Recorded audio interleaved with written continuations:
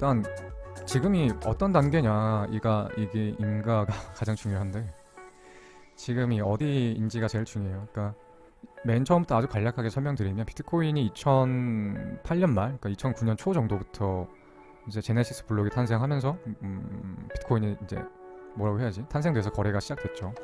그러고 나서 그 당시 뭐 1달러도 안 하던 게 2017년도 12월에 약 2만 달러까지 터치를 했었다가 그 뒤로 약 한 1년 동안 3,000달러 초반까지 빠지고 다시 14,000달러까지 갔다가 다시 또 3,000 후반 정도까지 빠졌었죠. 그러다 이제 42,000을 간 건데 이게 어떻게 지금 이제 어떤 레벨인지가 굉장히 중요해요. 그래서 크게 보면 태초의 비트코인 2008년도부터 2017년 12월까지가 한 번의 상승이었어요. 그러니까 첫 상승이 이렇게 긴 거의 10년, 그러니까 9년 동안 상승했었다가 조정을 짧게 한 1년 정도 했었죠. 이게 1년 정도, 2017년 12월, 2018년 12월, 1년 정도 했었죠. 그 다음에 이제 이렇게 다시 상승을 하고 있는 중인 거입니다. 상승을 하고 있는 중인 거고, 그렇게 봤었을 때 지금이 크게 보면 엘리어트 파동은 뭐 1파 상승, 그다음 2파 조정, 3파 상승, 4파 조정, 5파 상승 이렇게 다섯 단계로 상승을 하게 되는데 이렇게 큰 관점을 보았을 때 아직은 3파도 완성이 안 됐어요. 메이저 관점으로. 그래서 길게 봤어서 5만 달러까지 가려면 아직 멀었다. 아직 멀었다인 거고. 그래서 장기적으로는 뭐 1년, 2년 두고 보면 아직 큰 조정도 아직 안 왔고요. 큰 오파 상승도 남아 있습니다. 이런 상태인 거고, 이걸 조금 더 쪼개보면 지금 위치가 어떠냐면 3파동도 완성이 안 된 상태거든요. 그러니까 3파의 1파동이 언제였냐면 2018년 초, 이제 좀 날짜가 정확히 안 보이는데 2018년 말 2019년도 초에 최저점이 3,000달러대에 있었거든요. 그리고 14,000을 갔던 게 1파동이었고 상승 3파동 1파 조정이 있었고, 이제 3파동이 나오고 있는 중이에요. 이제 그래서 3파동이 완성됐거나 아니면 이 3파동조차 완성이 안 된 상태거든요. 그래서 이런 식의 상승이 아직 남아있다. 이런 식의. 그러니까 3파동을 메이저 3파동에 3파를 찍었더라도 지금 이제 조정이 왔죠. 조정 후에 대상승이 있을 것이고, 다음 대상승은 대략 한 5만 달러대까지는 갈 거예요. 그러니까 못 가도 4만 후반까지는 갈 거라고 생각을 합니다. 진짜 못 가도 한 4만 8천, 7천까지는 갈 거예요. 그러니까 지금 사더라도 기대 수익률이 한 50%, 16,000, 한 50%는 되는 거죠. 부금이 크다고? 알았어요. 좀 줄게요.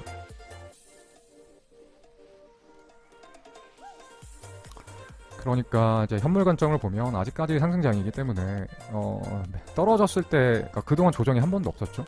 그러다 이제 첫 조정이 나온 거예요. 이렇게 상승장 때 크게 상승한 후 한 번도 조정이 없다가 첫 조정이 그대로 나왔기 때문에 조정이 크면 클수록 우리한테는 좋은 거고요. 싸게 살 수 있는, 지난번에 못 샀던 매수 기회가 온 거죠. 그게 비트코인이 됐건 뭐 이더리움이 됐건 어떤 알트코인이 됐건 간에 지금 업비트만 보더라도 뭐 비트 마이너스 13%, 이더 18%, 비캐 뭐 20%대, 그러니까 주로 10 후반에서 한 20%대 정도의 조정이 왔죠.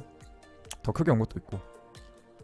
근데 지금 그렇게 봤었을 때 현물 관점에서 보면 매수할 때예요. 아직은 간단하게 말씀드려서 지금 매수할 때인 거고, 조금 더 이제 디테일하게 보면 확실한 건 이제 이 파란색 웨이브는 지울게요. 이 파란색 선은 지우도록 하겠습니다. 아주 장기 관점이기 때문에 이건 지운 거고, 단기적인 관점이 좀 더 궁금하실 테니까 이걸 조금 더 쪼개서 일봉으로 볼게요.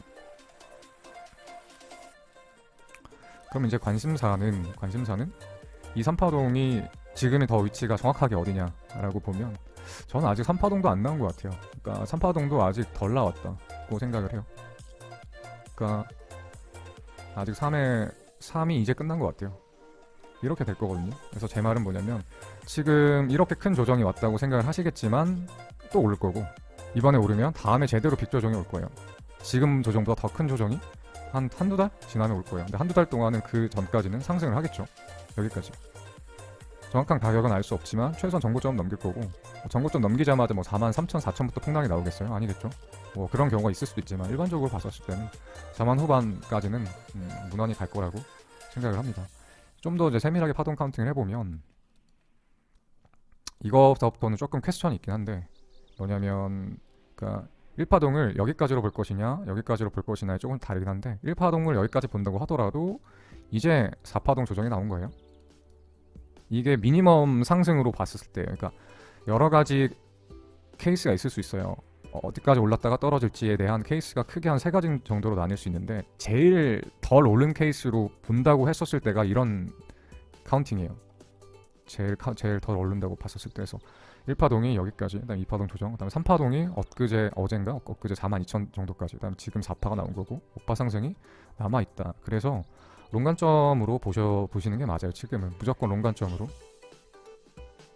보시는 게 맞고, 뭐 엘리엇 파동 이론이 조금 뭐 익숙치 않다 카운팅에 하시더라도 보통 그러니까 상승장과 하락장이 어떤 식으로 나오는지에 대한 거를 간략하게 설명을 드리면, 하락장은 절대 이렇게 급락이 안 나와요. 이렇게 많이 빠졌기 때문에 하락장이라고 생각하실 텐데, 하락장은 이런 형태로 나오지 않고 급락은 그냥 조정이에요. 증시도 마찬가지고 비트코인도 마찬가지고, 보통 급락 나온 경우는 급등했고 급락했고 한 번 더 오르거든요. 조정 패턴이에요. 이번에 코로나 때 아시죠? 코로나 때 급락했죠.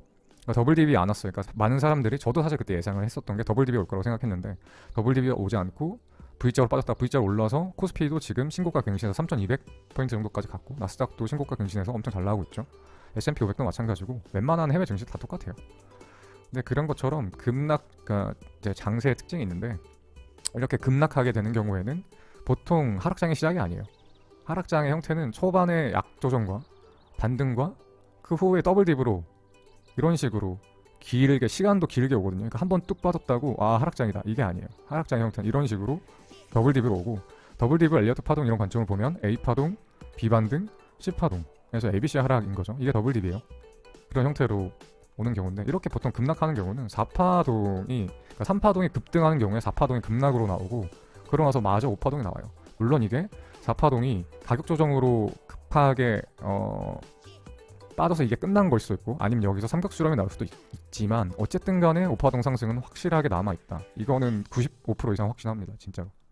그래서 현물 매수 또는 알트 매수를 그동안 못 해왔다 하시면 매수를 할 타임이고, 나는 전체 시드에 내가 전체 시드가 뭐 10억이라고 치면, 그 중에서 내가 한 5억을 매수했다, 나머지 5억 대기 자금을 언제 들어가야 할까라고 생각하시면 지금이 그 타이밍이에요. 지금 대기 자금이 지금 들어가야 할 타이밍이고, 그래서 이 5파동 상승까지만 하더라도, 비트만 하더라도 기대값이 대충 한 50% 나오거든요.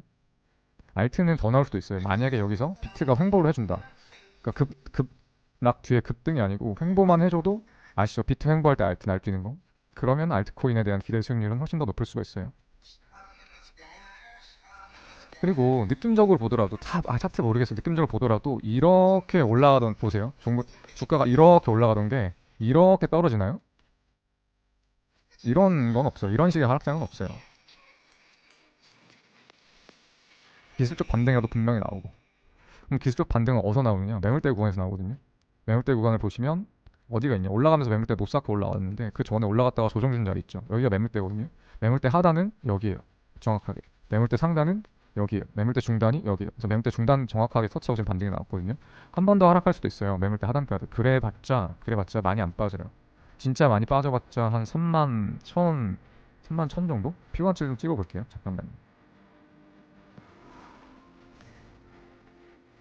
음, 최악의 상황을 가정하고, 맥시멈 빠질 수 있는 가격이, 그냥 최악으로 가정을 하고, 피보나치를 정확하게 찍은지는 모르겠지만 대략 한 29,000 초반이거든요. 그러니까 매물대 하단이기도 해요. 지난번에 한번 올라오다가 3만 중반까지 갔다가 한번 급락이 한번 나왔었죠. 그때가 가격이 28,000대거든요. 그러니까 여기서는 강반등이 나왔던 자리예요. 그렇죠? 그래서 다음에 떨어지면 한 번 더 여기서 매수세가, 강반등이 나왔던 건 무섭게 매수세가 붙었다는 거거든요. 한 번 매수세가 붙었던 자리이기 때문에 여기 떨어지면 매수세가 반드시 붙을 거예요. 그래서 만약에 이게 제 분석이 틀려서 떨어지더라도 여기서 반등이 나왔다가 떨어지지, 절대 그냥 이대로 떨어지는 경우는 절대 없어요. 절대. 그러니까 펀더멘탈 자체가, 회사 자체가 이게 만약에 기업이라고 치고 회사 대표가, 대주주가 작전을 쳐서 매도를 했다, 또는 횡령을 했다, 그래서 상장 폐지를 당한다, 거래 정지가 된다, 이런 거 말고, 펀더멘탈이 흔들리는 그런 이슈 말고는 이렇게 빠지는 경우는 없어요. 그렇기 때문에 매물대의 관점에서 보더라도, 지난번에 매수세가 붙었던 관점을 보더라도 곧 있으면 반등이 나와요. 그 반등의 정확한 가격은 저도 알 수 없는데 이미 찍었을 수도 있어요. 아까 3만 1천을 찍었을 수도 있고, 많이 빠져야 2만 9천 선이다. 그러니까 진짜 많이 빠져 2만 9천인 거예요. 그래서 현물 관점을 보시면 아까 여기 3만 2천 정도 찍었으면 매수를 했었어야 돼요. 현물은 어차피 좀 물려도 되잖아요. 3만 2천에 사나 2만 9천에 사나, 나중에 4만 8천 가 있으면 이때 살 걸. 지금은 2만 9천이나 8천 가면 사고 싶죠. 여러분들 아마 2점 후반대 그러니까 째리는 사람 많을 거거든요. 이 가격을 기다리는 사람이 많을 텐데 지금은 한 10% 차이 나니까 크게 느껴지지만 나중에 48K 48,000달러쯤에서 보죠. 그러면 이때 28K에서 살려다가 못 사는 사람은 31K나 2K 그냥 살 걸 이 생각을 하는 자리라고요. 그렇죠? 그렇기 때문에 아까 32K 정도 왔었으면 매수를 들어가는 게 맞아요. 현물 관점에서는.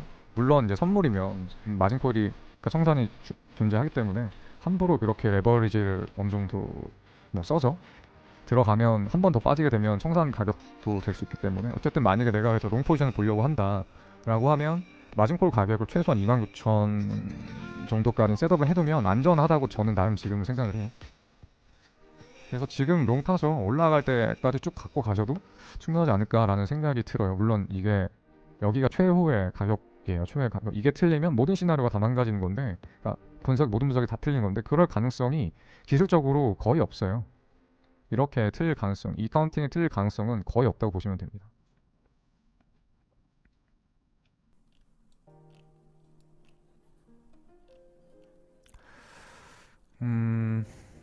뭐 이제 이거에 대한 반박을 제가 셀프로 하자고 하면 이제 이게 만약에 틀리려고 하면 그거 틀리는 거에 대한 설명 잠깐 해드릴게요. 어느 정도 파동을 조금이라도 보신 분은 다르게 보실 수 있거든요. 파동 카운팅을 제가 그 케이스를 다 반박을 해드릴게요. 그러니까 이제 이게 틀릴 수 있는 케이스는 사실 별로 많지가 않은데 이제 여기를 2017년도 12월에 최고점을 찍은 걸 2만 달러 찍은 거 곧 1파로 보고 2파동 조정이 삼각수렴으로 나왔다고 칩시다. 여기가 삼각수렴으로 그리고 3파 스타트 지점이 여기라고 쳐서 그러면 이제 메이저 3파가 완성된 거 아니냐라고 보실 수도 있는데 그래봤자 아니 뭐 근데 이럴 가능성이 거의 없는 게 뭐냐면 여기를 수렴으로 보셔서 여기가 메이저 2파 조정을 보시려고 하시면 삼각수렴의 특징이 뭐냐면 시작부터 끝으로 갈수록 볼륨이 줄어야 되거든요. 근데 이건 이제 비트 스탬프 거래소인데 볼륨이 줄고 있죠. 근데 스탬프 거래소로만 보시는 게 아니고 전체 비트코인 거래량을 봐야 돼요. 그러니까 예를 들어서 가장 이제 메이저 거래소 거래량이 많은 바이낸스를 보면 명확한데 이 삼각수렴 여기라고 치면 볼륨 보세요. 엄청나게 늘고 있죠. 이렇게. 그렇죠? 그리고 바이낸스만 보는 게 아니라 전체 거래소를 봐야 되기 때문에 코인마켓캡에 들어가셔서 전체 볼륨을 보시면 이때 이후로 비트코인 뭐 3,000달러 갈 때도 망했다라고 했지만 실제 볼륨은 계속 늘고 있었어요. 그러니까 볼륨이란 건 거래량. 그렇기 때문에 여기를 삼각수렴으로 볼 수가 없죠. 그래서 이 카운팅도 아까 혹시나 반박할 수 있는 이 카운팅도 틀렸고 뭐로 보나 어쨌든 그리고 뭐로 보나 그렇게 해서 피보나치를 밑에서부터 찍더라도 제일 빠질 수 있는 데가 진짜 많이 빠져 27,000이거든요. 근데 이럴 가능성도 낮아요. 이럴 가능성 낮아요. 그나마 좀 높은 가능성은 뭐냐 이런 거죠. 그러니까 지금 이렇게 완성이 돼버린 거예요. 1, 2, 3, 4, 5 이렇게 나올 수 있으면 이러면 이제 최대한 맥시멈으로 빠질 수 있는 카운팅이 27,400이다. 27,400. 근데 일단 파동 카운트 제가 봤었을 때에는 3파동이 아직 다 안 나온 것 같아요. 3파동이. 그러니까 뭐냐면 1, 2까지는 그러니까 여기가 메이저 1파, 그다음에 2파, 메이저 3파 1파, 메이저 2파까지에는 이견이 있을 수가 없어요. 이거는 조금이라도 뭐 차트를 보시는 분들은 여기에서부터 이견이 없을 거고 이견은 어디서부터 있을 수 있냐 서로 생각이 다른 건 여기서부터 여기까지가 한 파동이 완성됐느냐 안 됐느냐 요거에 대한 생각은 다를 수 있어요. 그래서 만약에 완성이 된 거다 한 파동이 완성이 된 거다라고 하면 이게 맥시멈 빠질 수 있는 데가 27,000인 거죠. 27,000. 그 밑으로는 빠질 수가 없어요. 왜냐면 3파동 되돌림은 618을 지켜주니까 피보나치 618 지점을 지켜주니까 그러면 맥시멈 빠질 수 있는 가격이 27,400인데 일단 이것도 저는 가능성이 높지 않다고 생각하는 게 파동 카운팅 해보면 이제서야 이제 3에 3이 나온 거거든요. 그래서 그러면 피보나치를 여기서부터 찍어야 되잖아요. 그럼 이 가격이 아까 말씀드렸던 29,000 한 3,400 나온다고요. 그래서 제일 많이 빠질 수 있는 게 29,300일 가능성이 한 80%? 그 다음에 27,000까지 갈 수 있는 게 한 20%라고 생각을 해요. 뭐 현물 관점에서 보면 그래 어쨌든 그렇게 봤었을 때 아까 제가 얘기했죠. 나중에 한 5만 달러 근처까지 가면 2.7에 사나 29K에 사나 31K에 사나 50K쯤에서 그 밑을 내려다보면 이때쯤이라도 살 거리라는 생각이 반드시 든다니까요. 그래서 지금이 매수할 자리예요.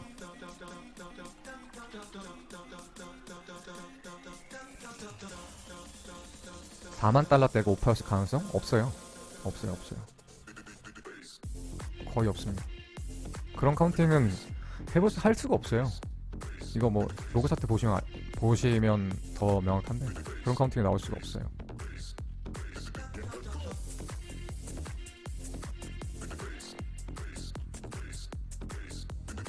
아무튼 그래서 정리해서 말씀드리면 이게 지금 31,000원을 찍었는데 31,000달러까지 빠졌는데 31,000이 저점인지 아닌지 몰라요. 하지만 한 번 더 빠져서 3만 초반 또는 29,000대를 준다고 하면 반드시 현물 매수뿐만 아니라 여기서는 롱도 그러니까 선물 포지션으로 롱 포지션 다음번에는 잡아볼 만한 가격대예요. 반드시. 왜냐면 매물대 하단이라서 기술적이라도 반등 나오고 다음에 한 번 더 떨어지더라도 하락장이 열리더라도 이런 식으로 열리고 이렇게 될 가능성도 굉장히 20% 미만이다.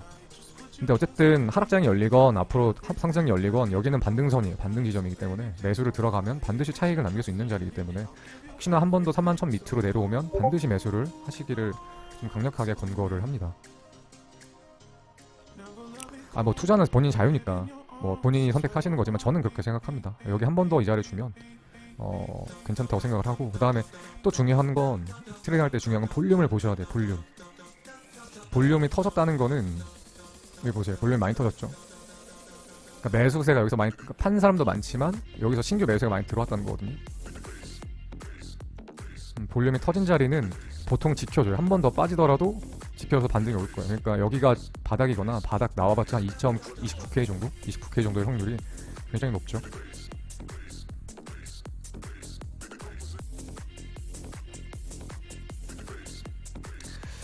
지금 뭐 사람마다 질문이 다른데 뭐 성장가 3800인데 어떻게 해야 되나요? 뭐 34,500인데 어떻게 해야 되나요? 만약 악재가 나올 경우 큰 조정 없이 상승한 만큼 직하락으로 밑으로 쭉 빠질 가능성도 있나요? 그니까 뭐 펀더멘탈 자체에 문제가 생기면 그러면 더 빠질 수도 있죠. 항상 모든 건 차트대로 가는 건 아니니까. 하지만 차트대로 보면 여기가 가능성이 굉장히 높다고, 그러니까 정답은 저도 모르지만 확률이 굉장히 높다는 거예요. 아주 높은 확률. 그게 어느 정도의 확률을 담보하느냐. 제가 얘기했죠. 80%라는 거. 80%라는 건 어떻게 내는 통계냐. 여태까지 비트코인이 10년 동안 매매되면서 악재가 한두 번이었어요. 악재가 있을 때마다 맥시멈 빠졌었던 가격대라는 게 있었을 거잖아요. 예를 들면 중국 거래소, 중국 정부에서 다 규제해서 중국 거래소를 다 전부 다 닫았다라든가. 태도 이슈는 옛날에도 더 많았지. 이것보다 심각한 이슈가 많았죠. 그때에도 지켜줄 건 지켜줬다는 거죠. 아니면 펀더멘탈 자체에 문제가 생기는 건 뭐예요? 리플처럼 상패당할 위험이 있으면 그런 거 없어요. 차트 뭐 매물대고 뭐고 상패당하는데 누가 사겠어. 그래서 리플 같은 경우는 직하락을 했죠. 근데 그런 케이스 말고는 없어요. 그리고 테더 이슈가 생긴다고 해서 이거는 거기까지는 저도 정확하게 모르겠지만 비트코인 펀더멘탈이랑 테더 펀더멘탈이랑은 별개의 문제라고 생각해요. 물론 테더 마켓이 가장 많이 거래하는 마켓이긴 하지만 테더 마켓에 테더로 안 사면 뭐 괜찮지 않아요? 꼭 USDT로 사야 돼요? BUSD로 사도 되고 아니면 USDC로 사도 되고 아니면 원화로 사도 되고 JPY로 사도 되고 살 수 있는 거 많잖아요. 그렇기 때문에 뭐 테더 문제가 생긴다고 해서 비트코인의 근간이 흔들릴 거라고 생각하진 않아요.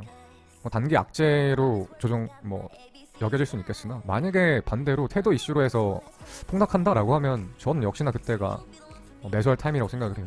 그러니까 주식이나 비트코인이나 모든 투자 대상은 다 똑같아요. 펀더멘탈은 문제가 없는데 다른 외부 요인으로 인해서, 그러니까 이 회사는 멀쩡한데 A 회사는 멀쩡한데 B 회사 문제 때문에 전체 증시가 빠졌어. 그렇죠. 모든 건 경쟁 유기적이니까.